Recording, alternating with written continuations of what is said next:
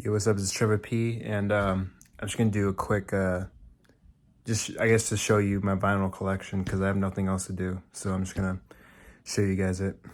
Okay, this is the first one, Al Green, Greatest Hits. I mean, I'll be honest, I haven't listened to it. It was a gift, but I mean it's Al Green, so you know it's hard. It's hard to hate Al Green.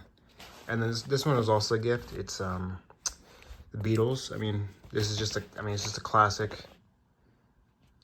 This is probably this you could say this is like their first like pretty good album, you know. I mean, it has Help on. I mean, there's some good songs in here. I mean, the title track's pretty good. Yeah, You're Gonna Lose That Girl, Ticket to Ride. I mean, and obviously Yesterday. I mean, that's. I mean, it's pretty good. It's pretty good. Their first pretty good album. And then we also have Abbey Road, of course. My case is a little busted for it, but the vinyl is still good.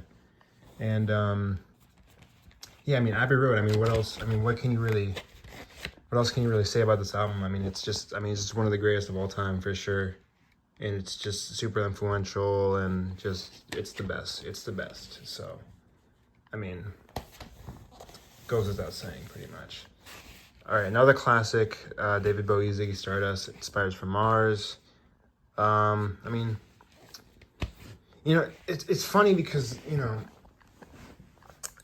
I might get shit on for saying this, but I feel like David Bowie like is not like he's not really like influential at all. Like cuz he just rips off of like a bunch of styles, you know. But that being said, his songwriting is just so good, you know, and his performances are really great. And you know, all the songs in here, like every time I think this album is like, you know, like it's not that good. It's not that good. I listen to this album and it's just like all the songs are just so good on here. Like the playing, the mixing, you know, I mean everything about it is just it's great. I mean, super good album, incredible album. Next we got kind of a basic pick, Daft Punk, Discovery. I mean, this is just the quintessential like house album or EDM, whatever you want to fucking call it. Yeah, R.I.P. Daft Punk. What's this one? Mac Miller, Circles. Yeah, this is probably his best album. Yeah, and you got some bonus tracks on here too, so that's really nice. The mix for this is great. Great mix for vinyl. I mean, they did a great job on this, so I'm really happy with this one. It's a good pick. Max singing is really good. R.I.P. Like truly, like this is a pretty great album. So, what else you got on here? Oh yeah, Negro Swan, Blood Orange. This album kind of snuck up on me. 2018. Yeah, I think it was the Needle Drop that was talking about it. I'm like, oh, I'll just check it out. But you know, this is actually a pretty good R&B record. Yeah, it's just very soulful. I really like the themes of all the songs. Like they all have their own. All the songs have their own identity and feeling. And yeah, I mean, all the songs are just. They're all different. They all have their own mood and aesthetic. So I really like that album. It's a really good album. Also, the features are freaking awesome. Freaking awesome features. Okay, next up, The Kinks, Village Green Society. Yeah, I mean, this is just also a very good album. If you don't know who The Kinks are, they're pretty much just the Beatles. Just not as well known, I guess. But yeah, I mean, let me look at the track list. Let me look at here. Yeah, I mean, these are just really good, just like psych rock songs, you know, good song, like intro song is great. Do You Remember Walter? Like the melodies are pretty good. Johnny Thunder, and there's even, you know, it's funny because there's like, I was listening to this the other day and I was like, wow, there's some like progressive, almost like there's like very slight progressive rock leaning. Like there's some section like melody sections in here where they're just like playing and it's like it's great, you know. Yeah, I mean, and then all the like the bass songs. I think side two is probably my more preferred side. I mean, Animal Farm, Starstruck is a great song. All My Friends Were There, great song. Wicked Annabelle, oh, that song is, it's a dark song and it's even darker on the vinyl. So it's just it's great. It's a great album. Great album. What's the next one? Yeah, Revolver. I actually just bought this one recently, so I haven't got a chance to open it. But I mean, again, it's the Beatles classic album. I mean, all the songs on here are really great. Yeah, I mean, Eleanor Rigby, I'm Only Sleeping, Yellow Submarine, She Said, She Said, yeah, Dr. Robert, Gotta Get You in My Life. I mean, these are all, I mean, all of them great songs. You know, I mean, it goes without saying, it's the fucking Beatles, you know. Okay, this one. It's funny because this one I kind of bought on a whim. I kind of just felt like buying it because I hadn't listened to this album yet, and I just wanted to give it a try. So I just got the vinyl for it, and you know, Postal Service. I don't mean to be mean, you know, but you know, it was good. It was good. It's a good album, but I don't know. I wanted more, but to be fair, this came out in like 2003, so I feel like comparing it to like more contemporary stuff is just kind of, this is just kind of basic. But again, it came out 2003, so this is a very innovative album for 2003.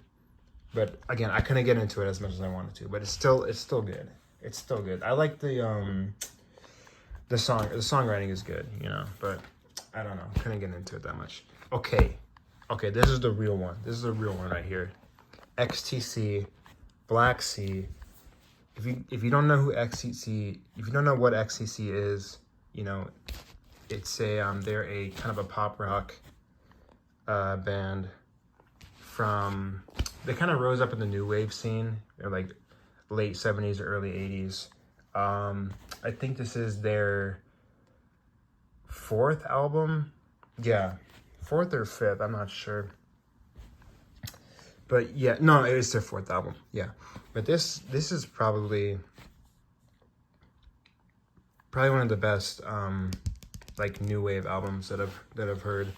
All the song, oh my god, they just pack so many like melodies and like sections in each song. Like it's actually insane. Like it's, I don't know how they do it. Like all the songs are super, they all have their own, except for the last song, Travels in Nihilon. Like that song is the only song on here where I'm just like just get to the point already. But other than that, all the songs are so good on here. Even though like the sleeper ones, like this, yeah, Paper and Iron, like even the slower, like the songs that you don't think they're gonna be that good, they actually are that good. So yeah, I mean, all the songs are so good on that one. And then oh shit. Sorry, my Abbey Road vinyl just freaking fell out of the pack. Okay, all right. Okay, Beach Boys, Pet Sounds. I mean, what can I say about this one that hasn't already been said? I mean, it's a goddamn classic. Beach Boys are freaking incredible. Yeah, I mean, this is probably one of the most influential albums like ever, you know. It's just so good. All the melodies are great. And you know, one thing I kind of didn't pay attention to at first was the lyrics, you know. I kind of slept on the lyrics, I'm not gonna lie. The first couple of times I listened to it. But the lyrics are actually pretty timely, I feel like. Pretty relevant to like today, which is kind of weird because this album is super old. But I mean, yeah, I mean, it's just a great album. Brian Wilson is kind of the GOAT. So, I mean, yeah, keep that one short, I guess. Okay, another classic, The Doors debut album. I mean, they had stuff before this, but those were like demos. Those are not official. Yeah, but the debut, self-titled, pretty good. pretty good. And actually, let me just say this. I actually order my albums left to right from like least crazy to most crazy, or I guess, or least intense to most intense. So like this album is like, for me, it's like perfectly in the middle because it has like a lot of the songs are pretty, like, I guess like pop, kind of have a pop appeal to them, but then they also have a lot of like jazz influence as well. Like let me look at the yeah, Light My Fire. That song is almost like 7 minutes long. It's very yeah, very jazz influence. I feel like a lot of solos. And then also the end. I mean, that song is just a gauntlet. That song is just a gauntlet, man. But yeah, I mean, The Doors debut. I mean, this is just I mean, it's classic. It's a classic album. What's next? Oh yes, this is a good one. If I was gonna give Brian Eno a 10 out of 10 on his albums, this would be the one I would give a 10. Not that this isn't a 10, but like, okay. Anyway, Here Comes the Warm Jets. This is when this come out, like 73, I think, around there. Yeah, probably 73. But anyway, yeah, I mean, this is a very good like glam rock, I guess you could say, but it's not really glam rock. I mean, it's very much more like experimental. And Brian Eno has such an interesting like sound. Like he has like, I don't even know how to explain it. Like he just sounds so different from like everyone else who is making music in this kind of genre. Like it's just so, like, just so out there, I guess. Like, and you can like tell like that it's his, you know, because it has like a vibe or whatever that's just, okay, that's Brian Eno, you know. But yeah, I mean, this is just really, really, it's only 10 songs, but all the songs are very, very good. So, and like beautiful too. Like,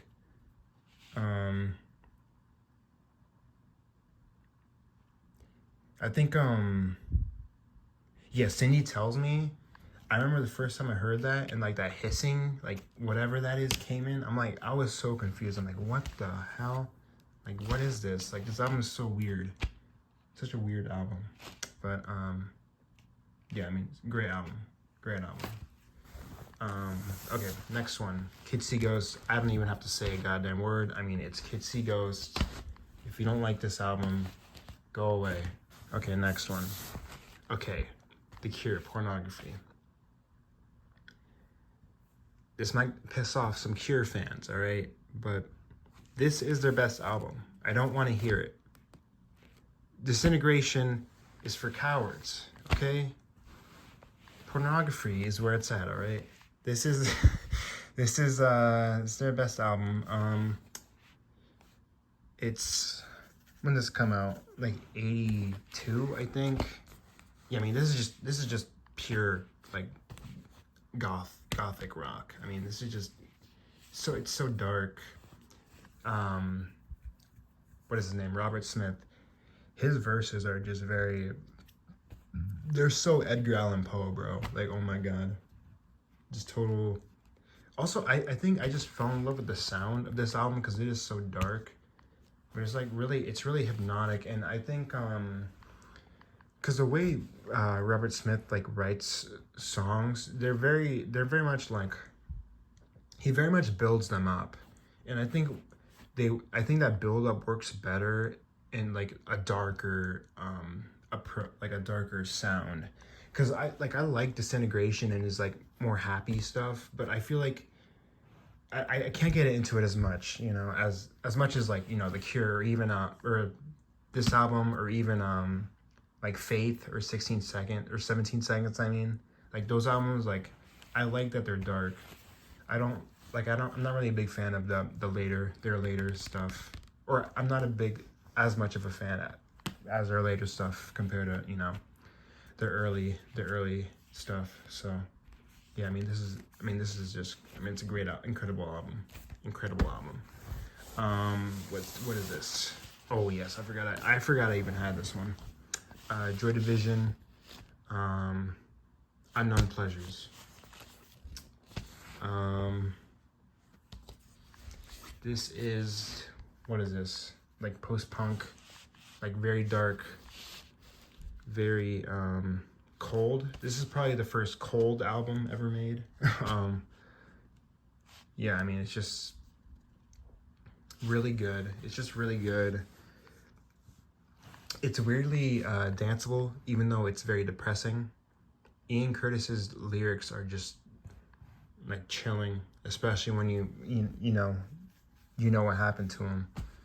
So it's just, I mean, just very, very dark, and but it still has its moments of again, it's danceable, so it's not like a complete, like it's not complete darkness, you know, compared to, you know, The Cure's Pornography, and that one is just completely dark. There's not any dancing on that album.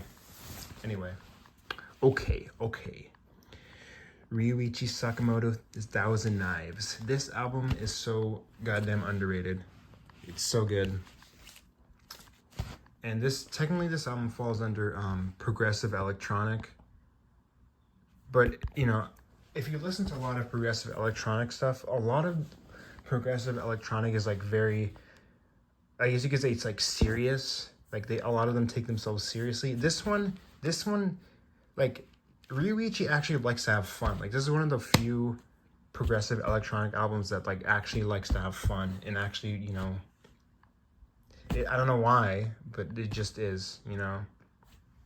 And if you don't know who Sakamoto is, he's actually in fuck, what's the band called? Yellow Magic Orchestra. If you've heard of them, he's in that group.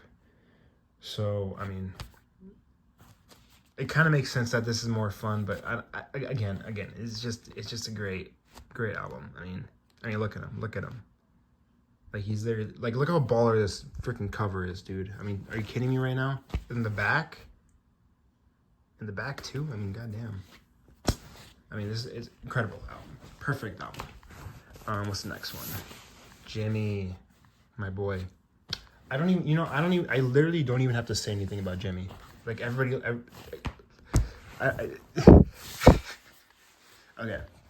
okay, Pink Floyd, Dark Side of the Moon.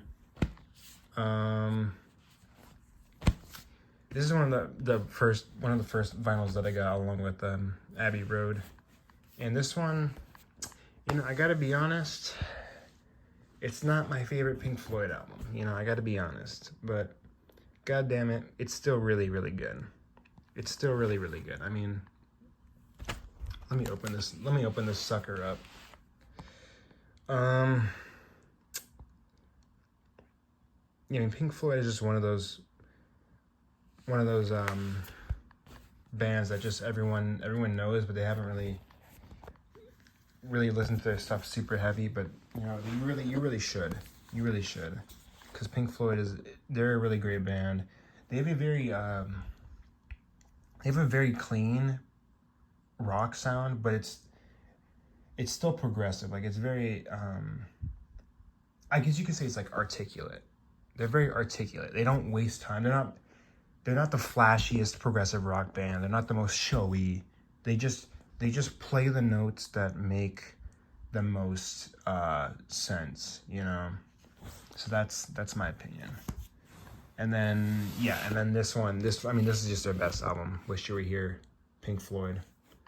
This is their best album. I mean, you can't beat this one. This is probably, in my opinion, this is probably the greatest of all time. This album right here. Every note, and I only say this because every note is just so intentional and has weight to it, and just, you know, it's just, it's perfect. It's perfect. That's all I'm gonna say.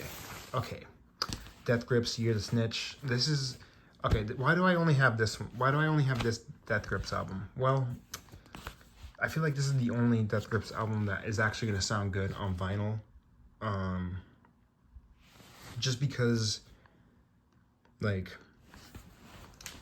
I would argue this album is the most like album sounding Death Grips, because all the songs kind of flow into each other, which none of the other albums that they have do that.